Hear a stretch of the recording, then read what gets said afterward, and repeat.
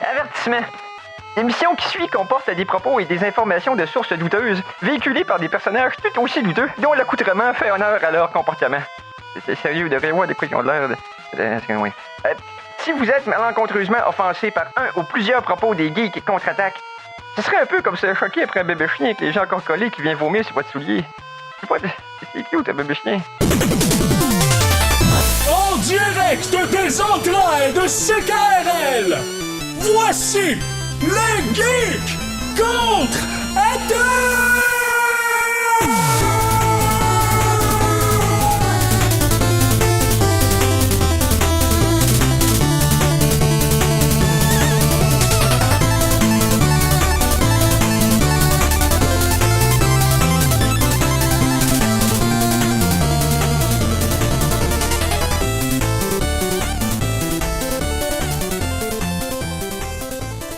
Samedi le 29 juillet 2017, bienvenue à cette nouvelle édition des Geeks Contre-Attaque. Et une édition, de poche. On va dire ça comme ça? Je dirais même une édition à brûle pour point. Ouais, une édition, non de format familial. Peu importe. Oui. Une édition diminuée. C'est-à-dire ici, on ne parle pas juste de notre grandeur respective. Non, ben c'est pas super, toi. C'est plus moi qui a des... Mais qui êtes-vous? Je suis Éric Lajoie, je serai l'animateur de cette émission, et à la co-animation, ainsi qu'à la mise en onde, ainsi qu'aux chroniques, ainsi qu'à tout ce que moi je suis pas capable de faire, donc l'entièreté du show, Simon Boucher, salut! Honnêtement, je vais m'enfarger dans toutes mes extrémités, j'ai hâte. Oui, ça, Mike, pas pu être là pour des... écoute, la nature a eu raison de lui, mais... J'aurais préféré dire des raisons rectales. Non, je disais, la nature a eu raison de lui. Ça me va. Et on n'est pas obligé de dire en ondes la nature de ses problèmes. On va simplement dire qu'il va être là la semaine prochaine en grande forme. Oh oui! Tout à fait. Donc, sans plus attendre... Sans tambour ni trompette? En fait... Pour apprécier les meilleures sources d'informations, vous devez vous exposer au pire. Voici les Geektualités. Ironiquement, je pense qu'il y a et des tambours et des trompettes dans l'intro. Je te l'accorde. Je trouvais ça drôle que tu dises ça, mais ça s'appliquait pas tout au thème. Donc, les Geektualités, qu'est-ce qui s'est-il passé cette semaine selon toi, Simon? Plein de choses. Oui, puis dans ce cas-ci, c'est pas juste une métaphore ou une expression de ton enthousiasme éternel, mais bien entendu, il s'est vraiment passé plein de choses. Effectivement, faut pas juste se fier à mes médicaments pour pouvoir savoir mon niveau d'énervement, mais il y a quand même plusieurs choses à parler qui s'est passé dans les dernières semaines. Oui. Et je ne sais pas par quoi on pourrait commencer. On peut peut-être commencer par cela. Donc, Éric. Oui. On est des geeks. Oui. On est aussi des nerds. Oui, c'est comme un vient avec l'autre. Le nerd, c'est peut-être le côté plus cérébral du geek, alors que le geek, c'est le passionné. Le geek, c'est le passionné. Le nerd, c'est souvent, ça vient avec tous les défauts de fonctionnement sociaux qui viennent avec. Ouais, c'est peut-être le focus sur le côté cérébral qui a peut-être enlevé sur le côté social, mais bref. Oui. On est un peu des deux quand même. Là. Oui, effectivement. Donc... souvent, ce qui arrive, dans le nerd lui-même, il y a une sorte de passivité, surtout par rapport à son prédateur naturel, qu'on pourrait appeler le jock, le bully, ou peu importe quelle nomenclature qu'on peut lui donner. Le plus populaire de l'école au secondaire. C'est ça, le quart arrière, ou dans ce cas-ci, les joueurs de hockey au Québec, c'était beaucoup ça, qui attirait beaucoup les gens autour d'eux.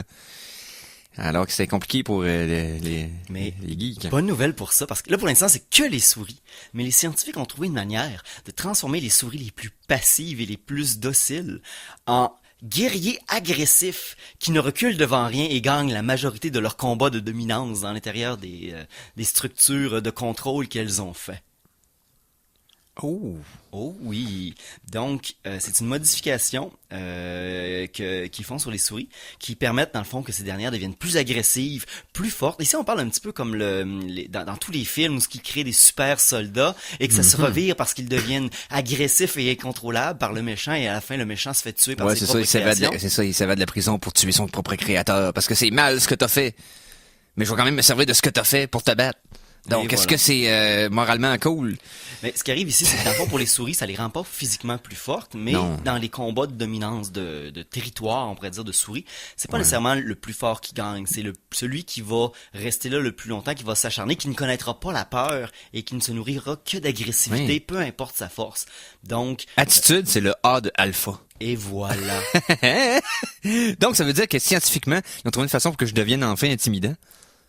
Exactement. Ah, Dans ouais. le fond, tu vas juste crier plus fort, puis être agressif, puis te sortir le torse, puis donner des coups dessus. Mais Ok. ça Je va. peux déjà faire ça, mais ça n'a pas l'effet escompté. Donc, c'est des tests sur les souris. Ce n'est pas encore sur l'humain, mais peut-être qu'un jour, nous aurons droit à cela. Non, puis je porte pas trop les souris dans mon cœur ces temps-ci. Ben, j'ai eu une invasion de rongeurs il y a quelques semaines, puis qui en fasse des tests, j'ai pas de problème. Donc, hey, je veux faire une petite transition avec une nouvelle qu'on avait parlé la semaine dernière, puis là, je veux comme un peu mettre un petit baume sur une nouvelle sur laquelle qu'on avait parlé, c'est-à-dire oui. le fameux assaut entre un fan de Star Trek et de Star Wars. Oui, les deux avaient eu leur modification pour être plus agressifs. Je sais pas. Hein? Mais bref, c'est pas juste les fans de Star Trek, et les fans de Star Wars et les Trekkies qui en viennent au coup et qui tombent sous le courroux de la justice. Cette semaine, un homme de 31 ans à Saint Cloud, au Minnesota, donc à Saint-Nuage, parce que oui, ça existe, s'est fait accuser d'assaut, donc de voie de fait, là, pour avoir supposément poignardé un jeune homme de 20 ans pendant une partie de Magic the Gathering. Oh, est-ce qu'il utilisait des genres de sleeves, de protège-cartes J'ai en un- métal, un peu comme Hot Job dans James Bond, comme son chapeau, il pouvait trancher des jugulaires Je sais avec pas. ses protège-cartes. Mais il y avait définitivement First Strike parce que l'autre a pas pu se défendre. Il y a peut-être aussi Dead Touch. Non, parce que l'autre a survécu. C'est un, comme je disais bien, là, l'article dit que c'est un supposé poignardage. Donc, il n'y a pas d'accusation de tentative de meurtre. C'est bien seulement voie de fait. Et dans le fond, l'accusé prétend qu'il s'est fait poignarder. Et là, ça semble encore assez. Il n'y a pas beaucoup d'informations, sinon que la discussion a escaladé pendant la partie. Oh. Et ok, je viens de comprendre. Là.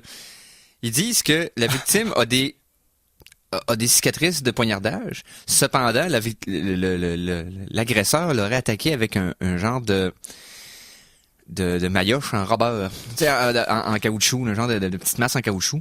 Puis il l'aurait frappé avec ça. Mais Ouais, mais comment ça fait des marques de poignardage? il aurait probablement cassé la maillotche et en continué de frapper avec la manche. Bref, une typique game de Magic the Gathering. Donc, oui. le jeune homme de 20 ans, il est encore à l'hôpital, il reçoit des traitements à ses blessures, mais ça menace pas sa vie. Donc, on va avoir plus de détails dans les prochaines semaines. Donc, j'ai hâte de voir, là, dans le fond, c'est quoi l'item en question, la maillotche? Est-ce que c'était pas un genre d'item de LARP qu'il y avait dans la maison, puis qu'il a décidé de se servir pour attaquer notre jeune... Je pense que c'est le problème là-dedans, là, pour être honnête. Là. Oui, c'est Magic the Gathering. Ça Ben, rend les gens violents, là. ben- C'est comme Donjons et Dragons. Ouais, mais c'est parce qu'il y a jouer avec les jeunes de votre génération. Je pense que quelqu'un de 34 ans, il y a un autre mindset quand il joue à Magic avec l'argent qu'il a mis dedans, quelque chose de 20 ans qui fait juste jouer pour s'amuser. Je pense qu'il a le problème, là. Je pense. Tu penses? Mais je pense que je niaise à côté depuis le début de cette nouvelle-là, parce que ça me fait rire, puis ça fait juste mettre un petit baume sur le fait que c'est pas juste les Trekkies puis les fans de Star Wars qui sont des freaks. Donc, nous le sommes tous en quelque partie. Autre chose, mister? Ben oui, là, je cherchais quelque chose qui était relié à ça que j'avais vu dans mon sac à malice, mais je le trouve pas, fait que je vais essayer de le trouver pour tantôt. Mais on pourrait parler je sais, je partirai pas une chronique nécrologique parce qu'il y a une renaissance de ces cendres, mais on va parler un peu de comic book, de bande dessinée américaine et de jeux vidéo en même temps. Parce que je partirai pas de thème, parce que c'est comme trop en même temps. Là. Ok, ouais, c'est trop mélangé. C'est trop mélangé. Faudrait les partir tout ensemble, puis ça serait Exactement, simultané, puis ça là, serait ça pas serait complètement confus, là. Okay. Un peu plus que comme quand moi je parle. Donc, quelque chose que personnellement, je ne pensais pas était aussi vieux, mais savais-tu que depuis 24 ans, le publisher de Archie Comics, dans le fond, qui fait les comics de Archie entre autres, mais qui fait d'autres bandes dessinées, avait une bande dessinée de Sonic le Hérisson depuis 24 ans. Ininterrompu? Ininterrompu. Wow, j'étais pas au courant de ça du tout. Mais ça va s'arrêter à 24. Bon. Moi, j'ai du rattrapage à faire si je veux lire ça. Et oui, effectivement. Donc, c'est une très vieille série. Mais là, la bonne nouvelle, c'est que Sonic va continuer à vivre dans un autre, dans une autre maison d'édition. Oui. Plus tard, l'année prochaine. Donc, c'est une mort temporaire, mais honnêtement, juste pour le fait que Sonic avait une BD depuis 24 ans, moi, ma journée est faite. Là. Ben oui, mais c'est... ça fait même pas. Tu sais, je veux dire, ils sont capables encore de faire des bonnes bandes dessinées de Sonic, on dirait, contrairement à des jeux. Ouais, mais tu sais, ben c'est un peu comme Archie, je veux dire, je le sais que ça existe encore, mais ça fait 30 ans que je n'ai pas lu, là. Mais tu ferais que tu jettes un coup d'œil au nouveau Archie. OK? Ils ont refait, c'est comme edgy, mais dans le bon sens. OK. Mais tu sais, c'est plus pas la série télé sur Netflix qui est comme weird, là. non, mais c'est pas Twin Peaks comment ça s'appelle la ville d'Archie? Riverdale. Ouais, c'est pas Twin Peaks à Riverdale avec des meurtres puis non, mais non, c'est beaucoup plus à jour avec un style plus comic book américain standard. Ça ressemble moins une bande dessinée du dimanche. Et puis c'est quand même, je n'ai lu une ou deux juste pour la curiosité, puis c'était quand même bien écrit. Ben là, tu me rends curieux aussi. On va regarder ça. Je te rends archi curieux. Ah. C'est comme être bicurieux, mais avec des BD, c'est ça? Ouais, surtout avec Archie. Seulement avec Archie. Seulement avec Archie. Donc lui, il est bicurieux parce qu'il y a 2 filles qui courent après, puis les filles sont tous les 2 archi curieuses. Oui, exactement. OK, c'est bon. Oui. Je pense qu'on s'éloigne. On a parlé, on avait fait une chronique nécrologique la semaine dernière, mais on n'a pas parlé parce que c'était pas arrivé encore. La mort de Microsoft Paint. Oui, On avait-tu glissé un mot, ça, ou c'est arrivé après? J'étais pas là, mais je l'ai mis dans mon sac, fait que je pense qu'on n'a pas parlé. Je pense qu'on va en parler, oui. Ben, c'est parce que c'est une mort et une résurrection, dans le sens qu'il va juste être rené sur un autre nom. Non, non, c'est pas vraiment. Pas vraiment? Microsoft Paint, tel qu'on le connaît, n'est plus travaillé dessus. Il est juste ils l'ont juste pas mis dans un cercueil. Ils l'ont mis public dans le Windows Store où tu peux aller le chercher encore puis le télécharger. Mais c'est juste qu'il y a plus personne qui va travailler dessus. Peut-être que si dans 2 ans, il y a une mise à jour qui le brise au complet, du système d'exploitation qui le brise au complet, quelqu'un va prendre 10 minutes pour le sauver. Mais sinon, ben, c'est officiel. Parce que Microsoft, depuis longtemps, ont un autre logiciel qui est 3D Paint. Puis c'est ça qu'ils veulent pousser vers le futur. Ben oui, mais j'imagine. T'es quand même capable d'aller chercher Microsoft Paint, ici, qui est reconnu comme un des 3 seuls médiums pour faire des beaux-arts, l'acrylique, dans le fond, l'acrylique, le marbre et Microsoft Paint. C'est les 3 seules et uniques choses qui sont reconnues pour dans le monde de l'art. Oui. Si c'est fait sur quoi que ce soit d'autre, honnêtement, c'est... Ah, si c'est Photoshop, t'es un tricheur, évidemment. Bon, non, Photoshop, c'est pour les faibles. Ouais, c'est ça. Oh, oui. Puis, je veux dire, sculpter le bois, c'est pour les animaux du sauvage. C'est pour les rongeurs. Microsoft Paint... C'est là que ça se passe. Fair enough. Bon, parfait. Ensuite, je regarde un peu mon petit sac à malice, moi, avec, parce que j'ai pas l'habitude de faire des chroniques. Ah non? Non. D'habitude, je fais juste de quoi d'insignifiant sur ce que vous venez de dire, puis je passe sur la prochaine. Je viens-tu de diminuer l'entièreté de mon rôle au Geek Contre-Attaque, moi, là? Oui. Mais, en ondes. Mais c'est correct. Hey, oui. Vu qu'on n'a pas vraiment de fil directif, j'ai eu une bonne nouvelle cette semaine. C'est-à-dire? Netflix. Ça commence toujours bien quand je dis Netflix. Netflix vient de faire une entente avec, pas n'importe qui, mais Matt Groening. Matt Groening! Matt Groening, le créateur des Simpsons et de Futurama. Oui. Bon, pour créer une série dans le fond, une série animée pour Netflix, qui va être, dans le fond, ça va s'appeler Disenchantment, donc Désenchanté. Ça va être l'histoire d'une princesse alcoolique dans un monde de contes et légendes. Oh! Ça peut être intéressant, ça. Ça peut amener un peu le côté irrévérencieux qu'il y avait dans... parce que ce mélange-là, ça me fait penser à Drawn Together. Je sais pas si t'avais vu ça, Drawn Together, à l'époque. Ouais. C'était très trash, là, on s'entend. Mais t'avais une partie des personnages qui venaient d'un univers fictif et que t'avais un peu ce rang de mythologie-là qui tentait de rester propre alors que les personnages étaient complètement sales. Ça peut être intéressant avec Groening. Dans le fond, la série va suivre, dans le fond, la princesse qui boit très fort, qui s'appelle Bean. OK. Son ami qui est un elfe, qui s'appelle Elfo. Parce que, tu sais, des fois, faut pas se compliquer la vie. Un petit peu sur le nez, comme diraient les Anglais, ça, hein? Oui. Et puis, son démon personnel, qui s'appelle Lucie. Ah, Lucifer, Lucie, ben oui. Donc, alors, de combattre ces démons, ils vont être comme littéralement là. Oui, effectivement. Cool. Là, c'est une série de 10 épisodes. Okay. Il y a pas encore beaucoup de détails de sortie. Mais faites un F5 sur la page de Netflix pour les 14 prochains mois. Puis ça devrait arriver. Là. Mais tranquillement pas vite, ils vont commencer à hausser leur offre d'animation. Honnêtement, il y a la 3e saison de Voltron qui va sortir très bientôt, qui était excellent. Oui, c'est très bon ça, que Castlevania qui est sorti récemment aussi. Oui, t'as BoJack Horseman qui était une de séries fortes, une des premières séries animées qu'ils ont produit, je pense, Netflix. Puis là, je pense qu'ils ont 3 saisons aussi, puis ils donnent d'autres saisons décrites. Oui. Puis honnêtement, BoJack, j'ai tellement aimé la première saison. J'ai pas fini encore la 2e parce que le temps, mais... C'est surprenamment pesant. Ah oui! C'est... Oui, Wow! j'ai écouté la première saison, ça allait chercher un petit peu mes démons intérieurs de déprime, puis C'est ça résonnait beaucoup, c'était merveilleux. Là. C'était C'était vraiment touchant, puis c'est venu me brasser de la bonne manière, je veux dire. Yes. Hey, on fait une petite pause musicale? Ben, je crois qu'on pourrait en faire une, mais si on va faire une pause musicale, il faut faire ça avant. La chanson de la semaine! Alors, chanson de la semaine numéro 1. Et là, je vais y aller avec la plus récente offrande de mon site préféré de tout temps, overclockremix.org. Ben, site préféré de musique de jeux vidéo remixés. Puis j'avoue qu'ils sont pas 15. Mais c'est celui qui est là depuis plus d'une quinzaine d'années, donc Oura. Ouais, mais tu sais, quand t'habites dans un petit village, puis il y a juste un magasin général, ben, tu te plains pas de dire, je vais au petit magasin général, j'encourage personne d'autre. Ben non, il y a juste lui. C'est pareil. C'est ça, ouais. tout à fait. Donc, on va y aller avec un remixeur de... Ben, c'est parce que je voulais depuis la semaine dernière, je voulais m'en aller du côté de Castlevania pour la trame sonore, parce que je trouvais que c'est intéressant, puis on avait parlé dans la série que, dans le fond, il avait pas utilisé la musique originale. Donc, on va y aller avec une pièce remixée de Castlevania, le 1 au Nintendo Entertainment System. C'est par un remixeur qui s'appelle Just Coffee, donc juste café, évidemment. Et la pièce s'appelle Vampitrillic. Donc, Vampire Trillic ou Vampitrillic, peu importe, ça se prononce comme vous voulez.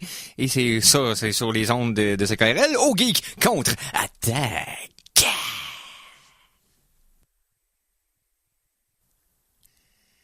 Éventuellement. Ok, bon, ça s'en vient, là, y a pas de problème, là. Regarde bien, on va faire de quoi pendant ce temps-là? On a un invité cette semaine, ok, qui est présentement en train de faire un petit peu d'air à notre Simon qui s'efforce de faire sûr que la musique soit entendue par vos oreilles extraordinaires, vous, très chers auditeurs. Pendant ce temps, je vais la faire entrer. Je veux dire, là, le bruit dérange plus. C'est comme le moins de nos soucis maintenant. Donc, tu peux t'installer tranquillement. Oui, tu prends une chaise, un micro ici. Les écouteurs sont là, voilà.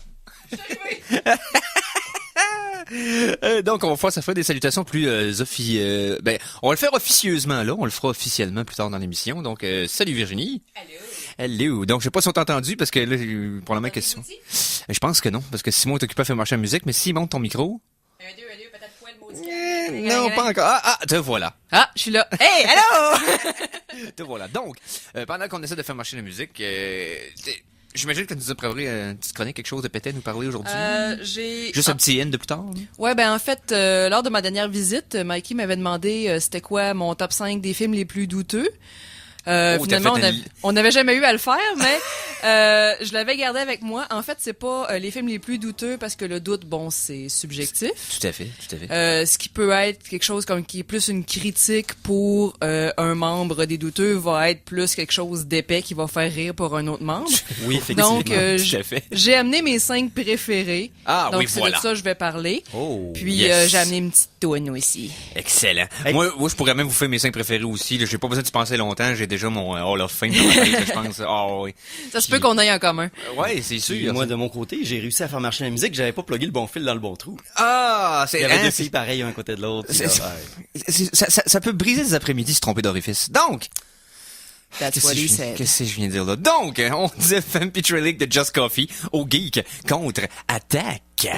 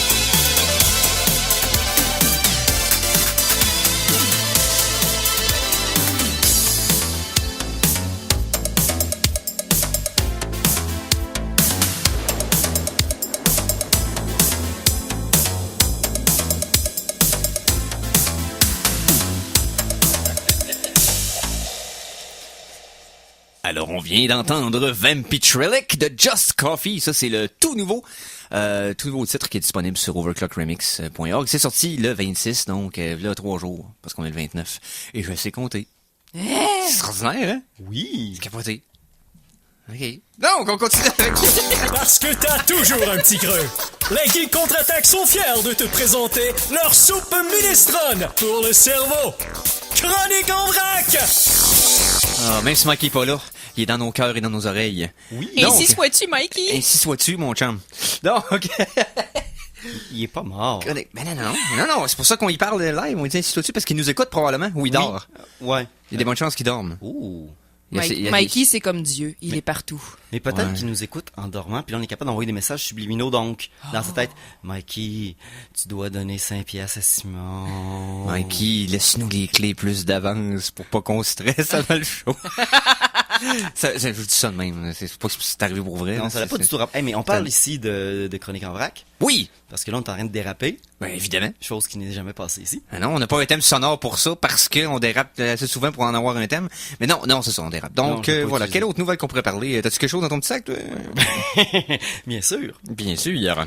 Bon, dans le fond, on est en train, il y a des scientifiques, ben, des scientifiques. On voit aussi des gens dans le monde de la science et Oui. de l'ingénierie et de toutes les choses cool qui sont en train de faire un prototype pour le premier vaisseau interstellaire. Mais ici, faut garder quelque chose au clair. C'est pas un gros vaisseau pour amener l'humanité dans un endroit où ce que l'humanité va survivre. On parle vraiment de quelque chose de minuscule qui rentre dans la taille de la main.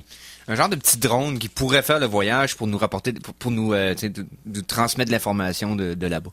Oui. C'est plus ça, dans le fond. Exactement. Dans le fond, c'est vraiment minuscule. Ils appellent ça un nano-vaisseau. Je trouve ça cute. Oui. C'est un petit bateau. Dans le fond, le nom du vaisseau, il l'appelle le Sprite. Ça a 3,5 cm de chaque côté. C'est environ un carré. Ça a 4 grammes. Et puis, c'est l'ingénieur aérospatial, monsieur Zach Manchester, qui s'occupe du design.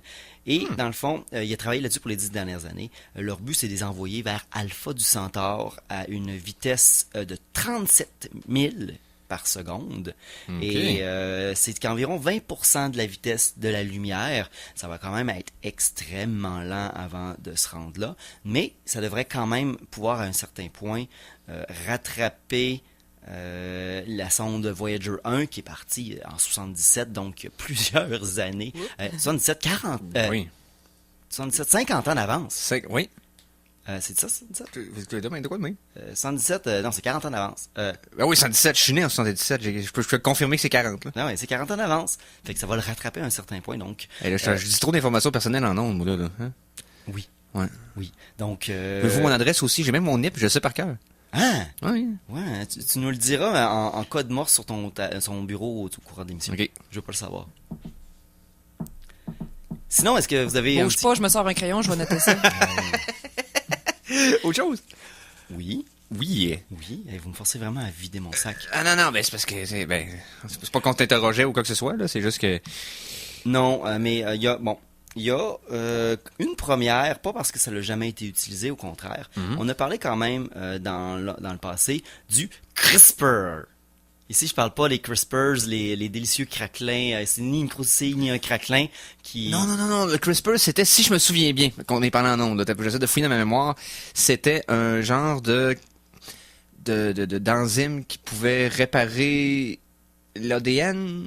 C'était un système pour insérer du code génétique pour remplacer éventuellement le code génétique déjà en place. OK, pour modifier, dans le fond, faire éditer un code génétique, dans le fond, live, là, avec ça. Oui.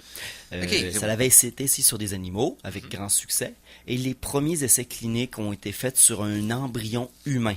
Et, en plus, c'est aux États-Unis. Donc, c'est plus ça se passe dans des pays, entre guillemets, où il y a des lois, ça se passe pas juste comme, je sais pas si vous vous rappelez à un certain point, les Raéliens avaient voulu faire un clone humain dans un pays louche parce que ailleurs dans le monde c'était interdit. Là. Ouais, non, c'est ça. Ouais, ça c'est... Ouais. Bon, fait que là, ici, on doute de la rigueur scientifique de l'expérience à ce moment-là. Exactement. Dans le fond, ça avait déjà été utilisé sur des embryons humains, mais c'était vraiment juste en Chine. Ici, j'ai la référence. Donc, c'est signe que la technologie avance de plus en plus, puis ce sera une technique à moyen terme pour effacer des maladies génétiques ou des problèmes génétiques qu'on sait écrits directement dans le code de la personne. Des problèmes héréditaires, dans le fond, qui pourraient disparaître complètement. Ben oui, ben tu sais, au lieu de les faire disparaître, parce que tu vas juste les réécrire, puis après ça, ben ça fait une personne qui, un, l'a pas, puis deux, est pas capable de passer ça à une personne suivante. C'est comme un vaccin génétique. Tu pourrais, par exemple, te débarrasser entièrement des allergies. Complètement. Ça pourrait disparaître de la surface de la planète. Parce que c'est quelque chose qui est génétique héréditaire, dans le fond, que t'as ça à naissance, cette faiblesse-là. Ça peut se développer, mais généralement, c'est plus parce que c'est latent que ça arrive de nulle part. Donc, c'est quelque chose qui pourrait complètement disparaître de notre vie, dans le fond. Ouais, puis en plus, les allergies sont de plus en plus sévères aussi. Là.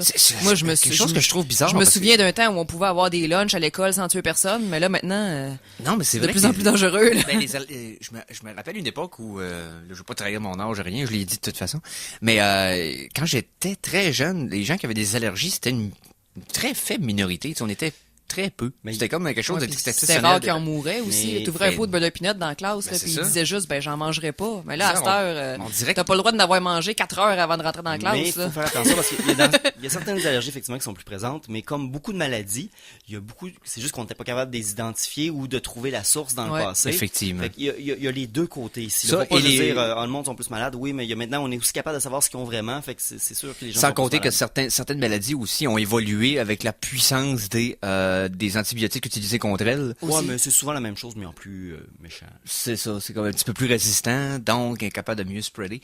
Donc c'est sûr que, un peu comme on disait que les grippes, eux, deviennent de moins en moins pires, mais deviennent de plus en plus variées. Donc c'est sûr qu'on a un phénomène de grippe espagnole comme dans le temps, mais le problème c'est qu'il y en a tellement de sources qu'il faut qu'ils changent le vaccin, entre guillemets, à toutes les 4 ou 6 mois. Ouais, puis pour enrayer la grippe espagnole, on peut pas juste raser l'Espagne avec du feu, puis... envoyer des gens avec des lance-flammes, comme une inquisition de la grippe, brûler l'Espagne, puis de grippe espagnole. Non. Non. Nobody expects the Spanish Inquisition. Non. Nobody expects the Spanish flu. Ben, est-ce que somebody expect a little pause? I think we will little pauser un petit peu. Oui, faisons une petite pause musicale cette fois-ci. On vous revient tout après la deuxième demi-heure et notre invité, dans le fond, qu'on va accueillir de façon maintenant officielle. Donc, Virginie pour la deuxième demi-heure des Geeks contre-attaque.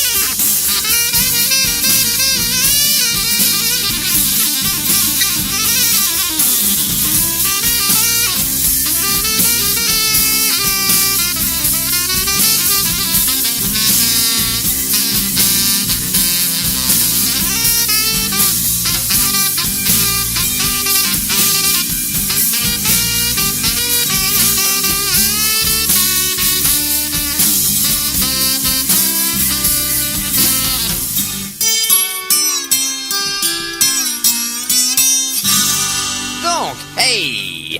Alors, on vient d'entendre, en tant que pause musicale, une pièce que j'ai amenée, dans le fond, de Overclock Remix en cas, qu'on en ait besoin de plus. C'est de Super Mario RPG. Oui. Donc, pour ceux qui se rappellent du jeu. Et j'ai effacé le titre. Fait que donne-moi une seconde, on va aller le chercher. Je peux te le dire, moi, je l'ai devant moi. Ah, ben oui! You dirty, you nasty, but you're mine. Ouais, c'est ça. Donc, un petit peu de guitare blues sale. Donc, ça va faire plaisir à notre ami Stéphane Goulet, qui est un gros fan de blues. Et je dis pas ça parce qu'il est gros, je dis ça parce que c'est un fan de blues. Donc, maintenant, faisons ça de façon officielle. J'y vais. Les geeks du contre-attaque souhaitent la bienvenue à l'invité de la semaine. Alors, pour une deuxième fois... Exciting and new. Comme un born... Ouais. Excusez-moi, c'est trompé de slider. Ah, il n'y a pas de problème. Donc... Mais là, 2 fois. Pour une deuxième fois, on utilise le thème générique pour t'inviter. Oui. C'était pour revenir plus souvent que ça, il va falloir qu'on te crée un thème à toi. Un thème douteux. Un thème douteux, évidemment. Ben, en fait, on a un thème douteux. Ça a été créé par quelqu'un de Montréal pour fêter le 8e anniversaire des douteux à Montréal. Okay. C'est, ça passe avant le film, le long métrage. Puis, en gros, c'est la Terre Universal avec la musique, mais jouée à la flûte à bec qui fausse. Ah oui, c'est un classique. Avec le douteux.org qui arrive à la place de Universal. Et c'est vraiment merveilleux, là, dans un bar pacté avec plein de gens qui comprennent pas ce qui se passe, puis t'entends pa, pa, pa, pa. C'est extraordinaire.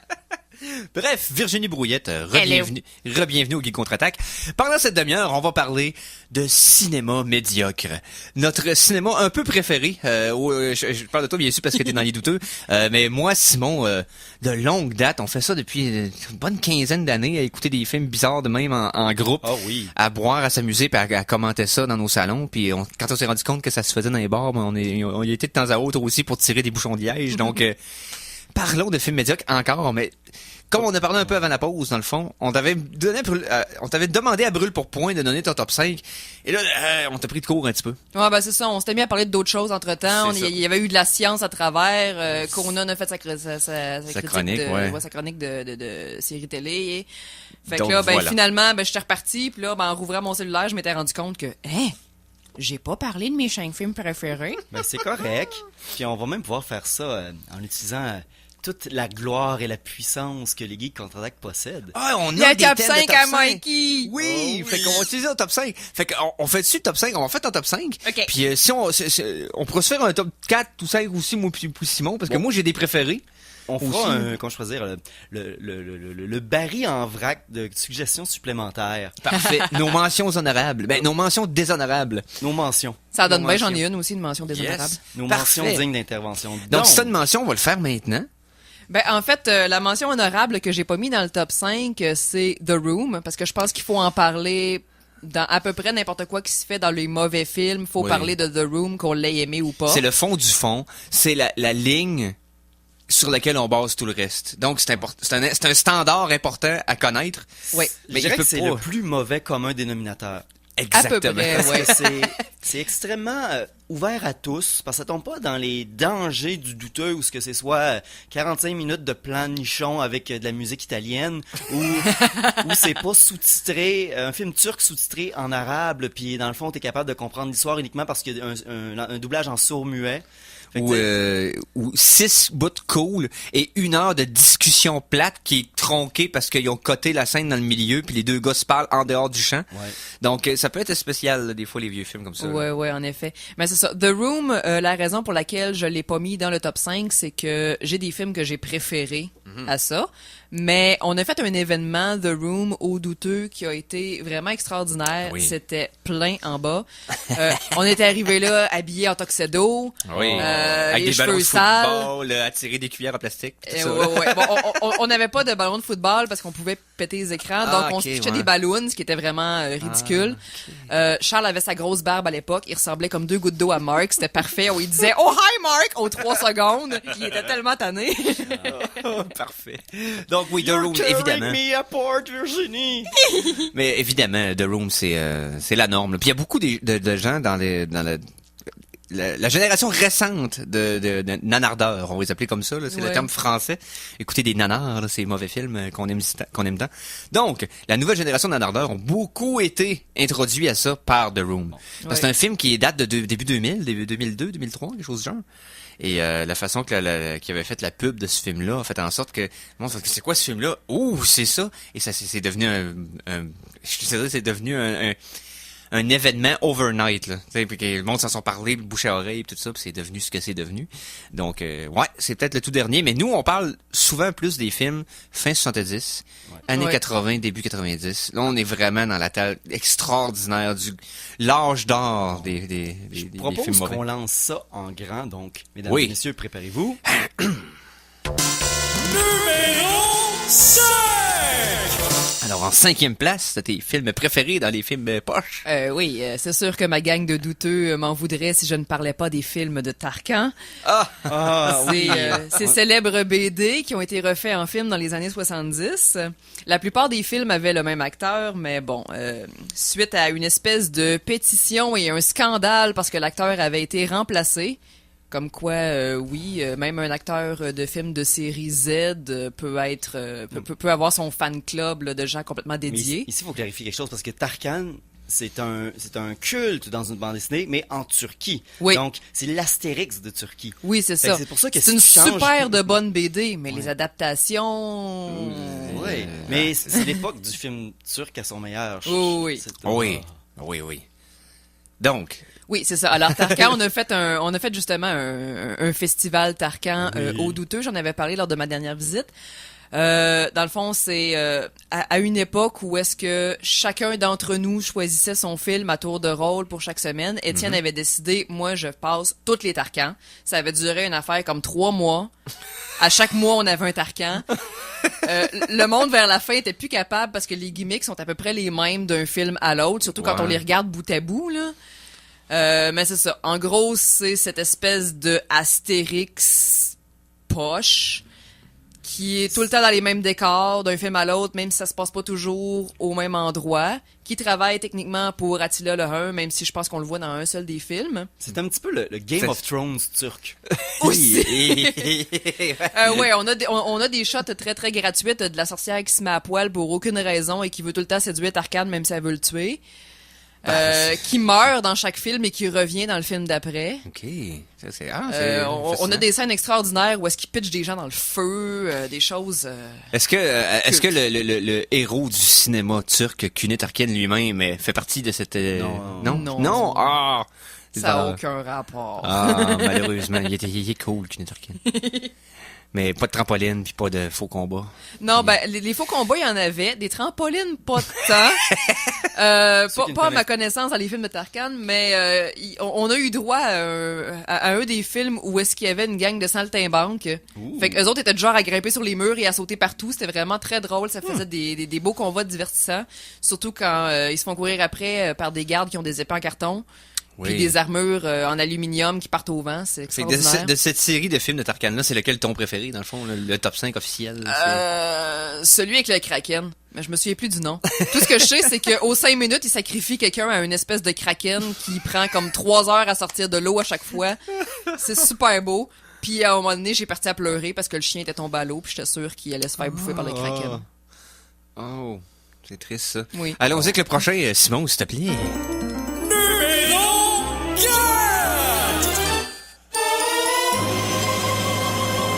À la 4e position, ton 4e meilleur film douteux préféré. Oui, un de mes préférés, ça a été un des films que j'ai amené moi-même. J'avais trouvé ça sur Internet dans une critique du Nostalgia Critic Doug Walker, qui avait parlé... Qui ressemble étrangement à Philippe Jacques, notre collaborateur. Je sais pas si ça rend compte. C'est vrai. C'est capoté, hein? En tout cas, continue. Mais c'est ça, c'est Raggedy Ann and Andy, a Musical Adventure. C'est aussi con que ça en a l'air. Okay. Lorsque les poupées Raggedy Ann et Andy sont sorties dans les années 70, je pense, tout le monde voulait les acheter. C'est des petites poupées de chiffon vraiment cute. Il y a des gens qui se sont dit, on pourrait faire un film là-dessus. Ah, qui fait ça? Mais... C'est comme si quelqu'un pognait des emojis sur ses téléphones, faisait un film avec ça juste pour la gimmick. Voyons donc. C'est des mauvaises fois, là. Il il a failli être 0% sur Rotten Tomatoes en plus. On s'en reparlera plus tard. Bref. Mais c'est ça. Fait que là, ils savaient pas quoi faire avec ça. Ils se sont dit, on pourrait essayer de faire de l'argent sur le dos de ces poupées-là. Ben oui. Mais on n'a pas d'histoire. Donc, qu'est-ce qu'on va faire? Ben, on va faire comme l'ancêtre de Histoire de jouets. L'enfant qui a plein de jouets et lorsqu'elle quitte la pièce, les jouets s'animent et se mettent à jaser entre eux autres et ont des aventures. Tout à fait. Et là, il y a une nouvelle poupée qui arrive. C'est une poupée française qui chiale tout le temps parce que c'est un film américain, donc les poupées françaises chialent tout le temps. Et elle se fait enlever par un pirate. Donc, Raggedy Ann et Andy vont essayer de la sauver. Ils vont entrer dans toutes sortes d'aventures, dont à un moment donné, ils vont rencontrer un démon en toffee qui se mange lui-même. Ça me va. Ils vont rencontrer un dromadaire complètement stone qui hallucine, qui voit ses ancêtres morts et qui veut aller les rejoindre. C'est pour les enfants, mais c'est vraiment traumatisant. La première fois qu'on a passé ce film-là, il y a des gens qui se sont virés, ils ont regardé ça puis ils ont fait « Qu'est-ce que je suis en train de regarder? » Est-ce que c'est en dessin animé ou c'est vraiment la C'est en dessin animé. OK. Sauf les bouts avec l'enfant où est-ce que c'est filmé avec du vrai monde puis que tu vois les poupées inactives par terre. Et dès qu'elle quitte la pièce, les poupées s'animent. Mais t'as des scènes dont le visuel peut peut-être te causer un anévrisme. OK, parfait. OK, donc, dans le dessin animé, c'est le fun. Il y en a quelques-uns des spéciales dessins animés que je me rappelle que j'avais vu aussi, là, des années 70-80, là. Il y en a qui se sont partis sur des trucs créatifs assez capotés, là. J'essaie de me souvenir du gars, là, c'est un cinématographe français qui prenait des années et des années à faire ses films. Il en a fait des capotés. Là, la Forbidden Planet, là, c'était quoi le nom en français de ça? Ouais, je sais pas de quoi je parle. Donc, allons-y avec la troisième position, s'il te plaît, sors-moi ça. Oui, monsieur. Numéro 3!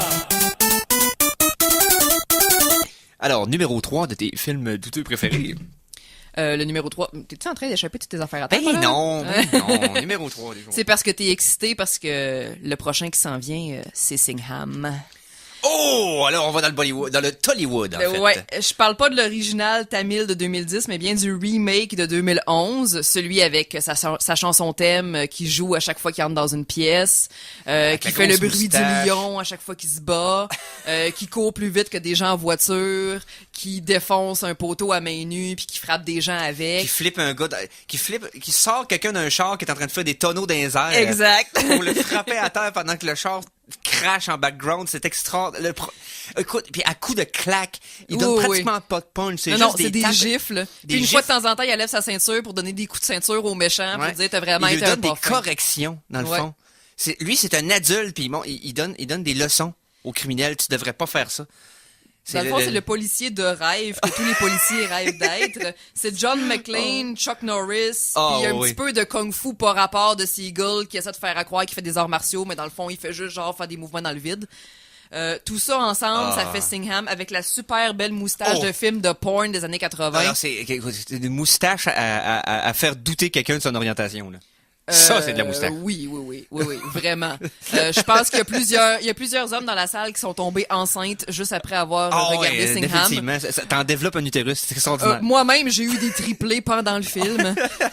Mais bref, alors Singham, c'est juste le charisme de l'acteur principal est vraiment pas négligé. Le gars, il vend tellement bien son perso, même si c'est complètement over the top.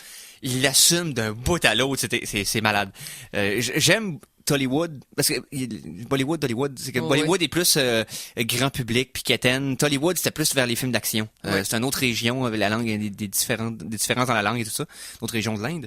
Mais Tollywood, eux autres, ils trippent ces films d'action, donc ils en font vraiment des bons. Magadira, ça, j'avais adoré. J'en ai écouté quelques-uns, j'ai eu ma phase de films indiens. Mais Singham, c'est un des meilleurs qui se réécoute en plus. Il y a un petit peu moins de tunes que ses contemporains, ça fait que c'est pour ceux qui sont pas habitués, c'est peut-être une bonne porte d'entrée aussi.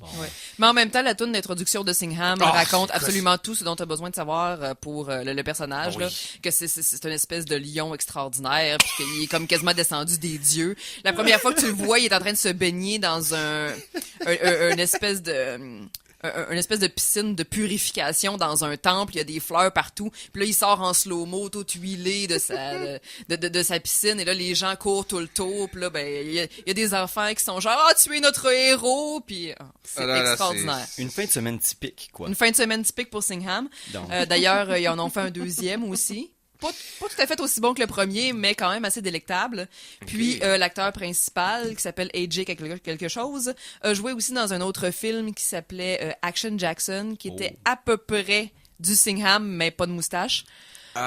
C'était tout aussi bon, mais dans un... Sans la moustache pour disperser ses spores, il est pas aussi cool. Non, c'est ça. Mais c'était quand même bien parce qu'il jouait deux personnages en même temps. Il jouait deux personnes qui étaient complètement identiques, qui étaient mélangées l'un pour l'autre. Ah, comme le riche et le pauvre. Ouais. Puis là, ben, ça donne qu'il y en a un qui est comme un espèce de bandit, mais qui s'amuse à faire la loi à sa propre manière dans les quartiers. Puis l'autre qui est un tueur en série qui a été engagé par la mafia. Donc les deux sont pas mal capables de se battre. Et à un moment donné, bon, c'est ça, ils font un switch. Puis là, à un moment donné, tu en reviens que tu sais plus c'est qui, mais on s'en fout parce que c'est le même acteur. Mais c'est vraiment extraordinaire. Là, tu le vois deux fois en même temps. C'est comme là, double impact avec Van Damme. Donc, hey, est-ce qu'on va faire? On va faire une petite pause musicale parce que t'as amené de la musique? Oui, j'ai amené de la musique. On va passer ta musique, puis après ça, on va revenir avec ton top 2. Là, on tombe dans les lignes majeures. Donc, maestro. La chanson de la semaine. Chanson de la semaine numéro 2. Et cette fois-ci, tu nous amenes quoi?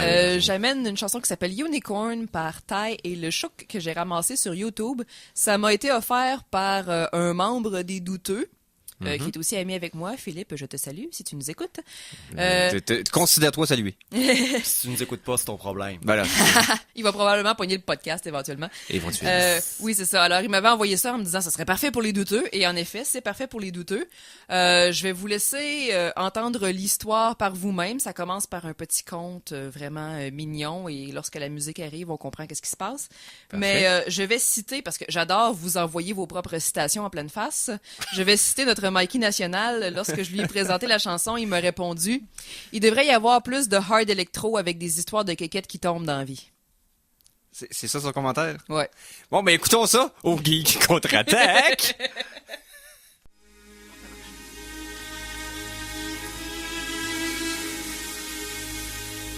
Once upon a time, there was a fine young man traveling the 7 seas. He was young, he was wild, and sometimes a bit impatient with the world. One day, he met an old lady in a dark corner of a tavern. She had an apple. "Eat this apple," she said. "Eat this apple and you will get rid of all the problems you will have with girls." And so he did. He waited. He waited for the apple to take effect. But then he felt there was something terribly wrong. He stumbled. He tried not to fall, but the pain was unimaginable. And then his stick fell off.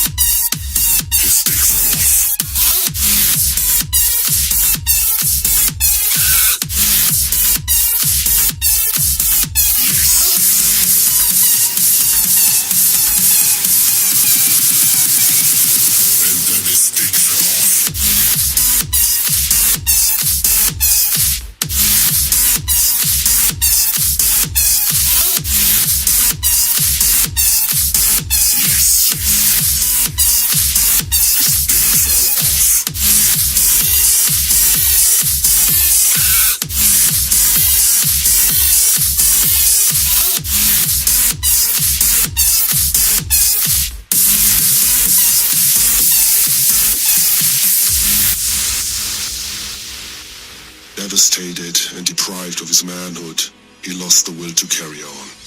But then, he heard an ancient legend about a mystic animal which was said to hold the cure for his problem.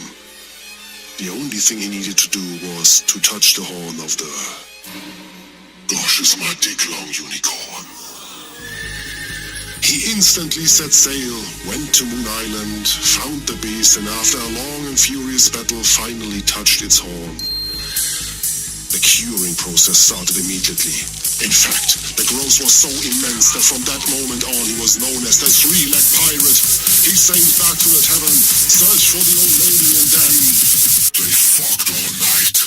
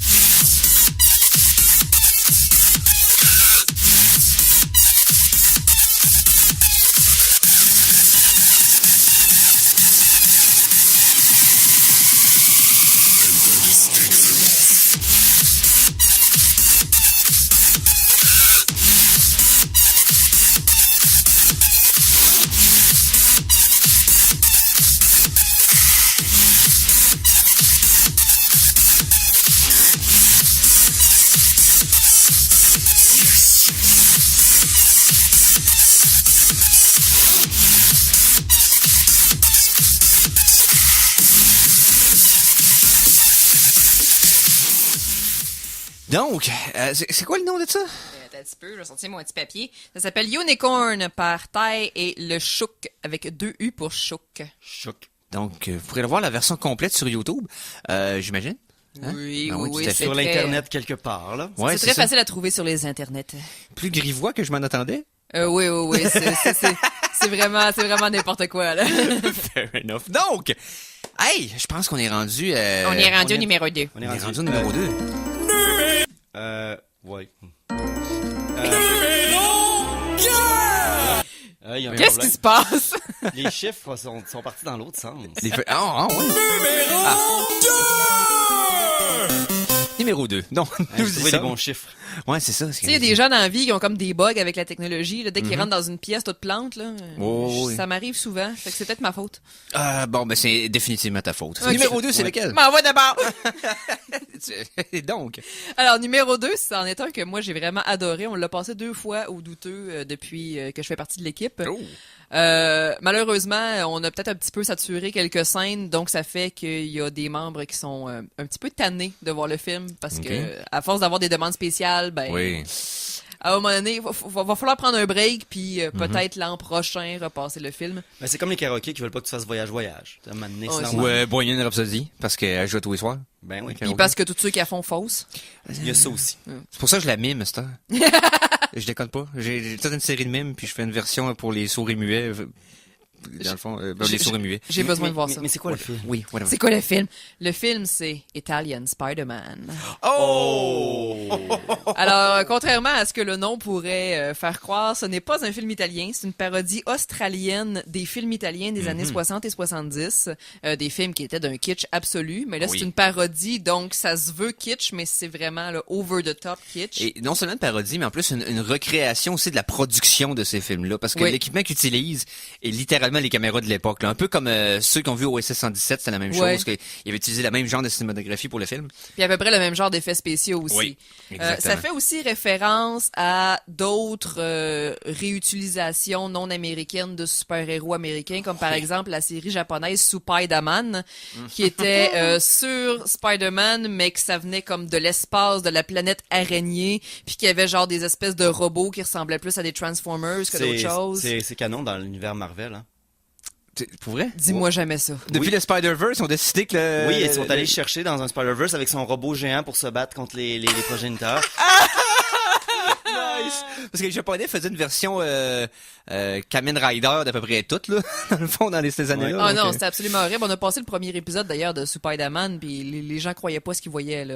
Ça avait pas de bon sens. À un moment donné, il y a une espèce de lézard en pâte à modeler. La fille, elle pogne ça, elle met ça dans ses poches. Elle s'en va sur Terre, elle le sort, elle le met sur une roche. Il grossit, il devient Godzilla. Puis Spider-Man est obligé de rentrer dans une espèce de robot qui devient une espèce d'Optimus Prime pour se battre contre l'espèce de pseudo-Godzilla. Tu te rends compte de ce que tu es en train de dire là? C'est extraordinaire. Hein? Oh ouais. Ouais, C'est beau. Tout à fait. Puis Italian Spider-Man fait un peu référence à ces espèces d'affaires Yes. pas rapport. À un moment donné, il y a une scène où est-ce qu'il se bat contre un méchant. Et la bataille, c'est en fait une espèce de concours de celui qui surfe le plus rapide. Et à bord du surf, ben, ils vont utiliser comme des flûtes puis des affaires pour summoner Des créatures marines. Ben, des créatures, des ninjas, des machins. Spider-Man décide de faire appel à des... à un moment donné, il fait appel à des pingouins. Ouais. À un moment donné, il s'en va dans l'eau, il souffle dans sa flûte, puis genre, il y a des poissons qui Aussi, embarquent comme dans un le vrai décor. Spider-Man, il frappe des femmes et utilise un fusil. Exactement. Oui, non. Italien Spider-Man, c'est tellement un pastiche parfait de l'époque. C'est un des rares nanars qui est conscient de ce qu'il est, qui fait une parodie du style, mais qui le fait tellement bien qu'il est aussi bon puis legit que les originaux. Ah ouais, ça Parce que a vraiment l'air d'un vrai film. Parce que quand louche. les films essayent d'être drôles, faire des films poches exprès, là je parle de toute la compagnie Asylum, entre autres, les Ouais. Sharknado de ce monde et tout ça, je trouve ça malaisant, puis j'ai pas de fun à écouter ces films-là parce qu'ils font trop exprès. Les Snakes on a plein de faits comme ça, c'est comme... Je comprends un joke, mais c'est comme... C'est trop exprès. Je suis quelqu'un qui a essayé de faire de quoi de bon, qui s'est planté puis qui veut pas l'admettre. Ça, c'est drôle. Ouais. Tu sais? Mais Italian Spider-Man, c'est extrêmement bien fait. Oui, là-dedans. C'est la une- Black Dynamite aussi, d'ailleurs, qui était un autre de ce genre-là. À la Kong Power. Tu sais, c'est les Ouais. quelques qui ont réussi à faire du nanar voulu, mais pas se planter. Exactement. C'est Et difficile. ceux qui ont vu le film Italian Spider-Man et que vous aimez, vous trouvez ça cool, un autre projet de ce gang-là qui ont fait Ah Italian oui, c'est ce que Spider-Man, j'allais c'est dire. Danger 5. Spécifiquement la première saison, c'est du bonbon, c'est disponible sur Netflix, vous allez capoter. La deuxième, c'est un petit peu, c'est surréaliste, mettons la deuxième. Mais Non, j'ai une mauvaise nouvelle. Danger 5 n'est plus sur Netflix. non, ils l'ont enlevé. Ouais. Parce que trouver d'autres façons de voir Danger 5, parce que la première saison, c'est extraordinaire. Puis c'est filmé de la même façon, c'est un peu le même genre d'humour. Et notre copain Italian Spider-Man joue le rôle d'un Américain cette fois-ci dans les... c'est parfait. Mais bref, Mais pour ouais. en revenir à Italian Spider-Man, Oui. j'ai une scène que j'adore et que je vais regarder en loop jusqu'à la fin des temps. À un moment donné, pour se débarrasser de Italian Spider-Man, Oui. les méchants envoient des serpents chez eux. Et c'est évidemment des espèces de Des serpents serpents en plastique, vraiment cheapettes. Puis là, c'est comme, oh non, j'ai des serpents chez nous, oh mon Dieu, quel danger. Mais c'est comme juste des affaires en plastique qui bougent même pas. Et à un moment donné, pour en faire bouger un, ils en font sortir un du grille-pain. Puis tu vois clairement qu'ils le tiennent avec une corde, puis qu'ils vont sortir du grille-pain. Puis l'autre, il est tout rigide, puis il sort du grille-pain. Ça a juste pas de bon sens, là. C'est censé être la scène terrifiante où est-ce que le méchant prouve qu'il est un méchant en faisant quelque chose de méchant. Mais il fait juste genre y garrocher des serpents rubber dessus, c'est... Oh my god. C'est Les premiers n'importe films quoi. pas j'avais écouté, il y avait un friand de remake cheap de Crocodile Dundee qui s'appelait Sloan des années 80, qui était mauvais. Puis il y a une scène qui se faisait attaquer par un serpent dans un char, mais tu voyais la main gantée noire du handler qui tenait le serpent pour l'attaquer. C'est n'importe quoi, je trouvais ça parfait. On Hey, a besoin de voir ce film-là. yes. Hey, on va faire une petite pause legit. Mais revenez-nous après parce qu'on va voir le top 1, le film douteux préféré de Virginie Brouillette, ici même, au Geek Contre Attaque! Alors attention, ici c'est François Pérusse et ce que vous écoutez en ce moment, c'est les Geeks contre-attaque. Fait que, watch out. À CKRL 89,1.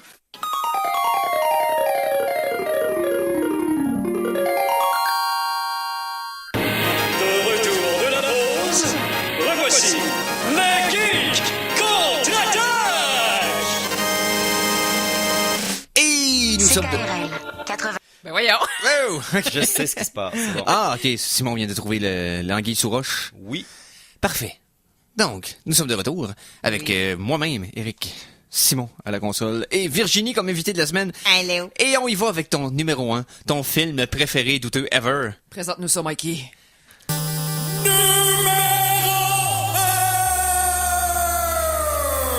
Alors, le numéro 1, quel est-il? Le numéro 1 est étrangement un film que j'ai moins aimé que Italian Spider-Man, mais c'est un film qui m'a fait plus d'effet parce que fallait le faire une histoire avec quelque chose d'aussi tata que ça, et de mettre du budget là-dedans et d'essayer de faire un film qui visuellement était beau avec une histoire comme ça.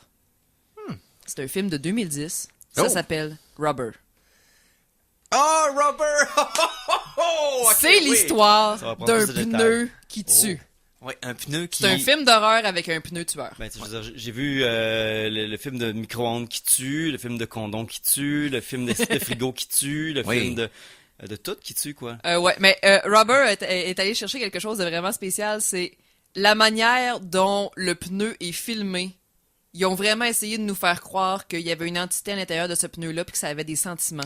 Des fois, il a l'air triste puis on y croit vraiment. C'est Là. un pneu. Ils sont capables de faire simuler des émotions au pneu qui est complètement inanimé, puis on est comme...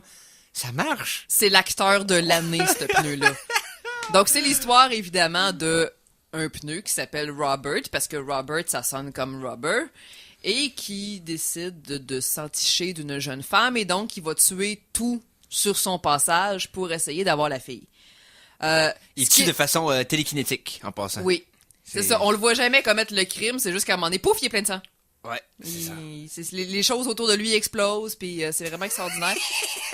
Ce qui est beau aussi avec ce film-là, en dehors de la façon dont le pneu est, je dirais pas animé, je pense que plus qu'il pousse devant la caméra, puis il le laisse rouler, puis il essaye de filmer ça. Mais c'est aussi le fait que il y a un film dans le film.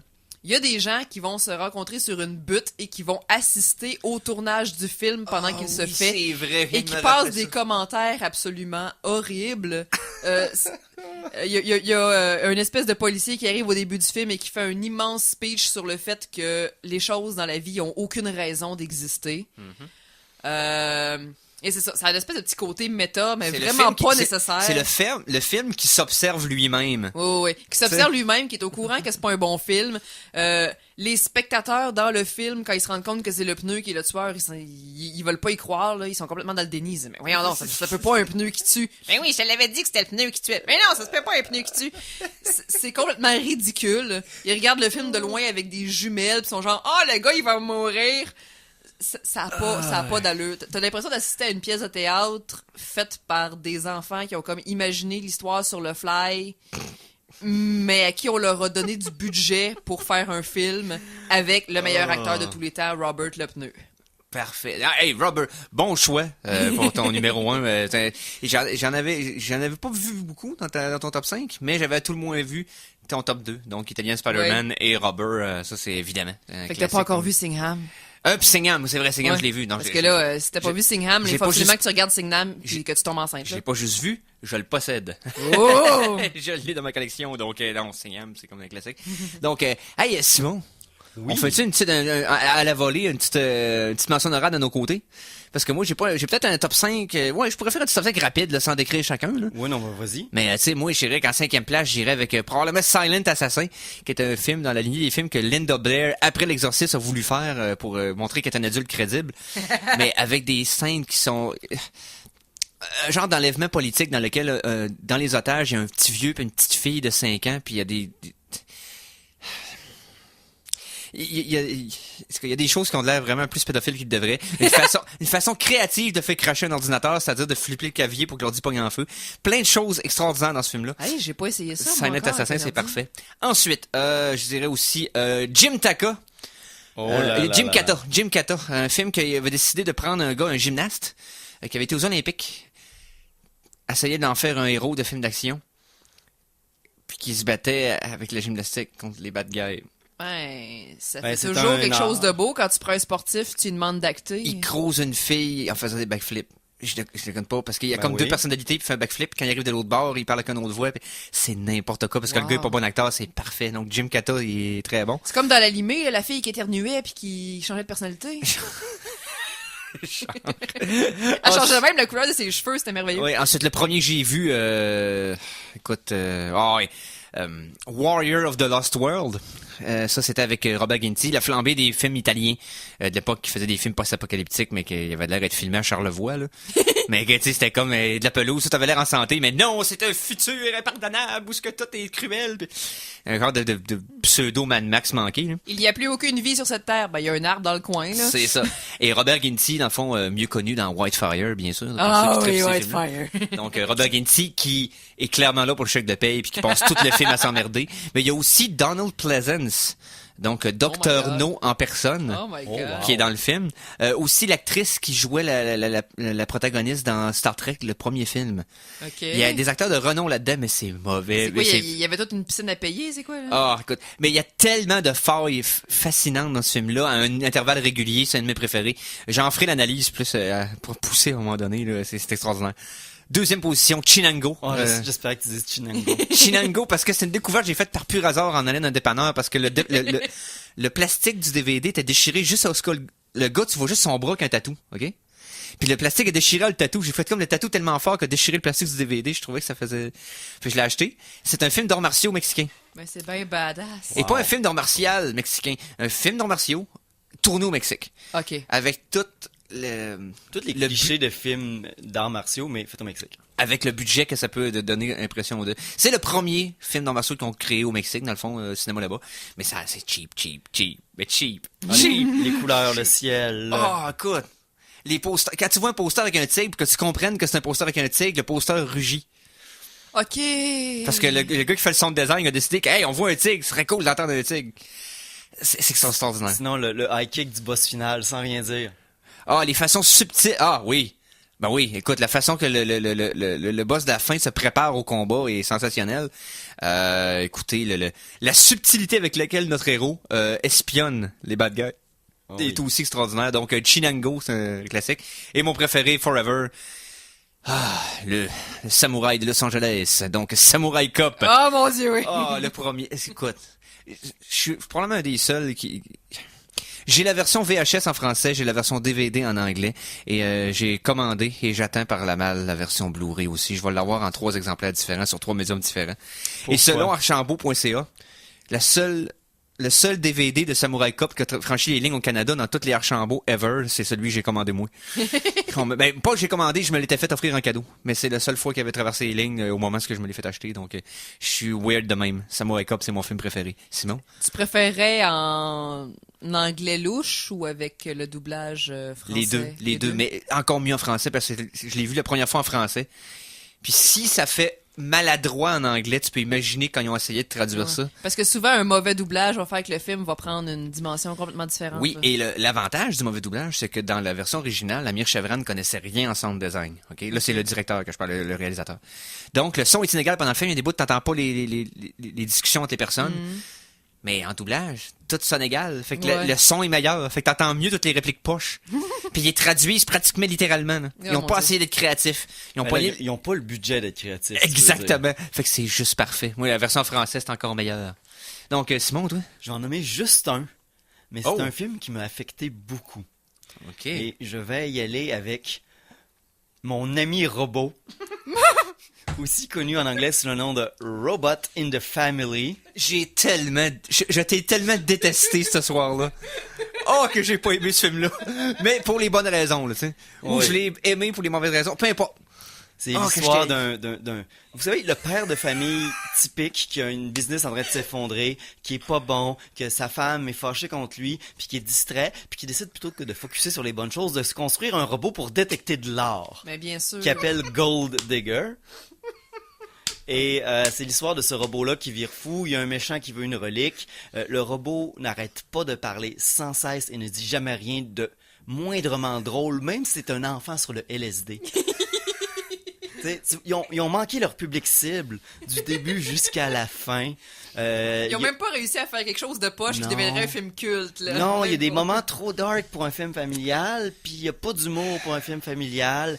C'est le costume. Oublie pas que le costume du bûcheron dans Le Magicien d'Oz dans les années 30 était plus crédible que mon ami robot, là. Oh oui. C'est que je l'ai haï. Puis, en plus, vous avez pas arrêté de m'écœurer. Hey, à soir, on écoute-tu mon ami robot? C'est rendu un running gag tellement j'avais haï le film sur le coup. Mais je vais probablement me la retaper pareil, juste pour nostalgie, là. Même si je sais pas pourquoi je me ferais subir ça une deuxième fois, mais... Pour la nostalgie de la fois où t'as le plus souffert? Non, c'est pas elle. Non. Les fois où j'ai le plus souffert, là, c'est que, je me rappelle à Trois-Rivières, on faisait ça avec des amis là-bas. Et, on avait, moi pis un de mes chums, on avait, nos blondes respectives étaient avec nous autres en écoutant un film. Ils ont dit, après 5 minutes, ils ont dit, vous arrêtez pas ça, la soirée va être dull en Moses. On l'a pas arrêté parce qu'on était curieux de voir ce qui est arrivé à la fin. Et la soirée était dull en Moses. Ça a été un malaise pendant 2-3 jours qu'on était en chicane avec nos blondes respectives parce qu'il avait dit, on avait raison, c'était poche, ça s'est pas amélioré, il nous avait fait écouter ça. Puis, on n'aurait pas dû continuer, c'était mauvais. Hey, le film, c'était quoi? Oui, c'était, non, je me rappelle pas du titre. C'était avec David Carradine. Oh mon Dieu. Monsieur, je me peine dans mon garde-robe en me masturbant, là. David Carradine, là, Bill de Kill Bill. Donc, qui, si je me souviens bien, essayait de traquer un genre de satellite qui pouvait tuer le monde avec des lasers. C'est une séquence qui durait presque 5 minutes dans le film. Le reste du temps, c'est des cowboys qui se courent après autour d'une clôture puis qui tirent pas vraiment du monde, mais qui se menacent avec des guns pareils. Wow. C'est poche. Mais poche. Et voilà. Ah, j'ai oublié son nom, mais j'avais un film que la prémisse en arrière de la pochette, c'est pas le bon film. Tout est vrai, sauf ça parle d'une arme satellite qui s'appelle le Neuratron. Et puis, c'est pas cette arme-là qui qui essaye, que les méchants tentent d'obtenir tout le long du film. Le Neuratron n'est jamais mentionné, mais j'ai oublié c'est quoi. Oh my God. Est-ce que ça pourrait être dû à un doublage de dernière minute qui ont changé Non, le parce mot, que tout le reste, peut-être, mais tout le reste de la pochette, les détails est bon, sauf le nom de l'arme, puis ben peut-être. OK, hey, on va faire une petite pause musicale. Oui. Puis après ça, on va faire un petit recap, parce qu'on va peut-être faire un recap de façon plus poussée la semaine prochaine quand Conan va être là puis tout le monde pour nous parler de leur opinion là-dessus. Mais on va quand même faire un petit résumé de ce qui s'est passé pendant le Comic-Con la semaine dernière, parce que notre show était comme dans le plein milieu la semaine dernière. Fait qu'on a manqué quelques trailers. Dans le fond, on a parlé de 2-3 choses, mais on va vous en parler un peu plus après la pause. Donc, musique maestro. La chanson de la semaine 3! Alors, chanson de semaine numéro 3. Et là, j'y vais avec... tiré d'une des trames sonores d'une série de jeux que j'aime bien, donc Final Fantasy, bien sûr. On va y aller avec le 9, qui est probablement la plus sous-estimée selon moi, parce que c'est la dernière que Nobuo Uematsu lui-même a composée en entièreté. Par la suite, ça a été des travails partagés, et c'est quelqu'un d'autre qui a pris le relais. Mais le 9, selon moi, c'est son opus, c'est là qu'il a atteint son pic. Oui, il y avait des thèmes extraordinaires dans les jeux d'avant, mais dans celui-là, on dirait que tout était sa coche. Et là, je vais y aller avec la pièce Vamos a la Flamenco, mais là, version Vamos a la Django par NDP, Dan Bryant et Fishy. Donc, c'est une version qu'on a enregistrée live, qu'on placée sur YouTube. On va vous faire écouter ça au Geek Contre-Attaque.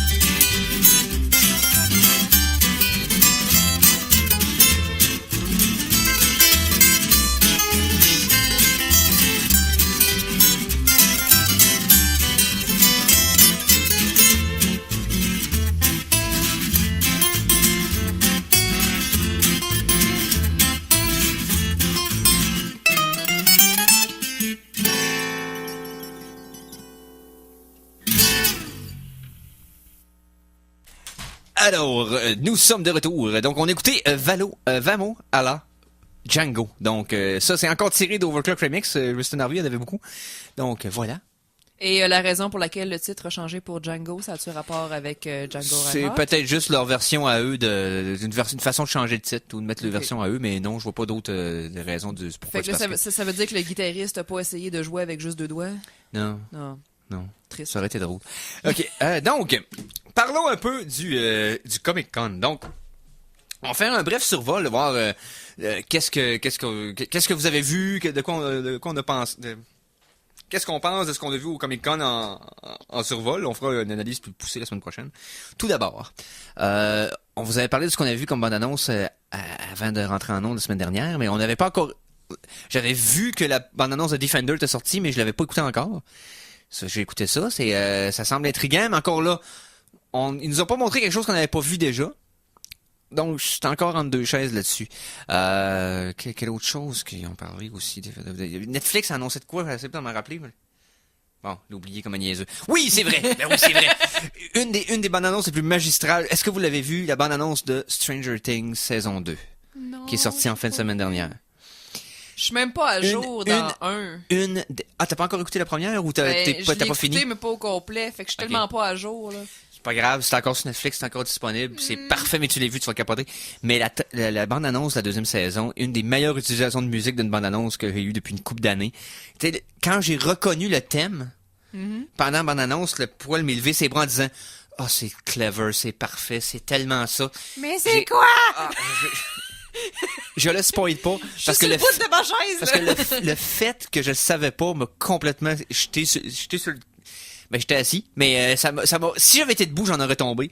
Et là, j'étais assis, donc extraordinaire bonne annonce. Jusqu'à ce que tu tombes en pleine face par terre. Mais wow, quel avant-goût, j'ai vraiment hâte que ça sorte, c'est en octobre, donc Stranger Things volume 2, ça va être solide. Ensuite, ah oui, une nouvelle bande-annonce de Justice League qu'on nous a montré. T'en as-tu vu un petit peu des bandes annonces, Simon? Plus ou moins, je dois avouer. Ben, j'ai vu, j'ai été me spoiler un petit peu sur les préparatifs pour l'arrivée du prochain Infinity War. Oui, mais ils ont passé une bande annonce là-bas qui a pas été, il a été leaké temporairement sur Internet. Ouais, il y a quelqu'un qui a essayé de la mettre sur Internet, ça a été retiré. Oui, j'ai lu une description textuelle de la fameuse bande annonce, mais je l'ai pas vue encore. Donc, j'ai hâte de voir. On s'embarquera pas là-dessus. Ça va sûrement sortir bientôt. Eux autres, leur prétexte, c'est comme, elle est pas prête, mais vous l'avez déjà montré à des gens, puis là, tout le monde l'a déjà dit textuellement ce qu'il y a. Donc, sortez c'est pas là-dedans. comme si c'était la première fois que Marvel montrait une pub de quelque chose qui avait pas fini de monter. Non, Black Panther manquait plein d'effets spéciaux. Ouais, c'est ça. Thor Ragnarok, sorti le dernier trailer. Oh, c'est encore meilleur que celui d'avant. Ah, j'ai couiné comme le chaton est tellement parfait. Là. Ah, j'ai tellement hâte de voir ça. Mais, juste de voir Loki puis Thor avec des lasers puis c'était quasiment Ghostbusters, c'était parfait. Ah, c'était solide. J'ai vraiment trippé sur le ton qu'ils ont donné à cette bande-annonce là. Il y a vraiment de quoi de trippant. Il y aurait eu un teaser qu'on a pas, je sais pas s'il est disponible sur Internet, de Punisher, parce que ça s'en vient d'ici la fin de l'année aussi. Là. Après la saison de Defender, je pense quelques mois plus tard, on va avoir Punisher, donc ça peut être intéressant aussi pour ceux qui ont aimé le personnage, bien entendu. Ensuite, qu'est-ce qui est sorti pendant le Comic-Con? Il y en a plein d'autres affaires, mais là, j'étais à court de mémoire. Vous autres, qu'est-ce que vous avez aimé voir là-bas? Moi, j'ai pas vu grand-chose. Même pour Justice League, j'ai même pas vu la pub. La seule affaire que j'ai vue, c'est quelqu'un qui a osé passer un commentaire un petit peu gras à Aquaman, dont j'oublie le nom. Jason Momoa. Momoa, c'est ça. Qui a dit... En gros, ce qu'elle a dit, c'est pas étonnant que ce soit toi qui sois Aquaman parce qu'on est tous humides présentement. Genre en plein Comic-Con, en pleine conférence à micro ouvert. Après ça, on se demande puis pourquoi moi, j'étais on a une mauvaise réputation, les geeks. Ouais, moi j'étais comme, ok, ça aurait été drôle dans un setting de douteux, mettons, mais dans une convention grand public... Ouais, là, c'est un peu malaisant. Puis tu sais, je veux dire, ça reste quand même un être humain normal, là, comme tout le monde. Là. Tu te fais pas à faire des avances comme ça, gras, devant public. C'est pas tant, non. Écoute. Mais je dirais que la bande-annonce, elle donne un peu plus le goût de voir le film que les bandes-annonces précédentes. Okay. Mais on sent... J'ai toujours un inconfort avec les films de DC pour l'instant. Wonder Woman, je l'ai vu récemment, j'ai fait comme, pas si pire. Mais pour ce qui est de... Ouais, ils sont en train tranquillement de remonter à la pente avec Wonder Woman, mais ils ont encore beaucoup de croûtes à manger. Oui, effectivement. Il y a aussi une annonce suivant le Comic-Con que James Cameron, après avoir filmé finalement, il fera peut-être pas 7 films d'Avatar, là, il était temps qu'il sorte de sa bulle. Peut-être en faire 2 autres, mais il veut repartir la franchise de Terminator sur de nouvelles sources. Donc, il a réussi à récupérer les droits de façon pleine et entière. À partir de là, Il veut starter sur des bases fraîches, de pas avoir à respecter le canon précédent ou rien. Ok, là. ouais, De repartir faire à tout ça, zéro. c'est fini, on part à zéro, on start ça de... C'est des mains de Cameron, je suis correct avec ça. Hey, by the way, je parle de Cameron. Un autre bande-annonce qui est sorti. Steven Spielberg is back! Donc, en faire de la science-fiction, avec son adaptation du livre qui avait été relativement populaire, Ready Player One, qui se trouve à être quelqu'un qui est dans un futur dystopien. Par la réalité virtuelle, retourne dans les trucs qu'il aimait le plus, c'est-à-dire les années 80 dans le cas du personnage principal. Ouais. Et la bande-annonce inclut la DeLorean, inclut la Orange Giant, inclut... Il y avait juste Spielberg qui est assez pesant pour avoir tous les droits, pour avoir toutes ces références-là des années 80. Ça reste assez trippant. Un peu comme... J'avais été surpris de Wreck-It Ralph, à quel point qu'il y avait des références à plein de jeux vidéo que j'étais comme, wow, ils ont réussi à avoir le droit de mettre ça. Ça m'avait étonné quand même. Donc, ça va être probablement le même cas avec ça. On n'est pas à bout de nos surprises. Puis, ça faisait beaucoup d'années que Spielberg n'avait pas fait de science-fiction, donc juste ça, je suis content. Là. Donc, on va voir ce que ça va donner. Ouais, puis en même temps, avec toutes les histoires de dystopie aussi qui commençaient à être un petit peu redondantes, c'était le fun d'avoir quelque chose sur le même thème, mais qui amène quelque chose de différent. C'est ça, parce qu'on a en même temps de la nostalgie et un futur dystopien. En fait, ça mélange les deux côtés, ce qui est quand même le fun. Donc c'est pas répétitif, là. Non, pas du tout, pas du tout. Hey, Simon, j'ai entendu le faire signe. Tu peux baisser le volume un peu? Oui. Voilà, hey, merci. Donc, c'est ce qui mettrait fin à l'émission. C'est ce qui nous amène vers la fin de l'émission, en effet. OK. C'est fini, mais ça va revenir. Okay. On fait ça tous les semaines, hein? Ouais. Vous devriez savoir si c'est toi demain. Bref. Oui, merci. Merci d'avoir été là, Virginie. Et là, si tu nous reviens, il va falloir qu'on fasse un thème, là. On va s'organiser quelque chose. Ouais, je vais demander à la gang de Montréal si je peux utiliser leur thème de flûte à bec. Sinon, je trouverai autre chose, là. On peut te trouver autre chose. Aussi. C'est nous autres qui choisis. OK. Donc, alors, hey, merci Simon. Merci Eric. Mais surtout merci Simon. Je te le dis 2 fois parce que tu as eu plusieurs rôles aujourd'hui. Puis regarde, thumbs up, buddy. Et hey, merci d'avoir été là. On se repogne la semaine prochaine. Sur ce, salut les geeks.